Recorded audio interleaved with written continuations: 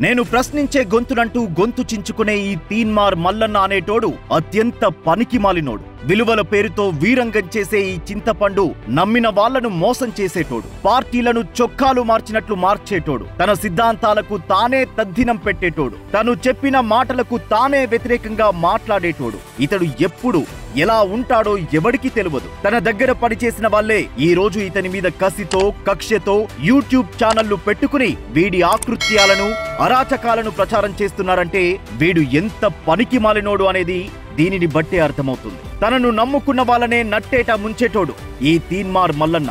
ఇక నాయకుడు అయితే ఆ నియోజకవర్గాన్నే మట్టిలో కప్పెడుతాడు. కాబట్టి పట్టభద్రులారా ఆలోచించండి. ఇలాంటి పనికి మాలినోడిని రాజకీయాల్లోకి రానివ్వద్దు. పైగా పట్టభద్రుల కోటాలో ఇలాంటి వాడు వస్తే అది పట్టభద్రులకే అవమానం. ఆలోచించండి. ఈ చింతపండును చిత్తుగా ఓడించండి.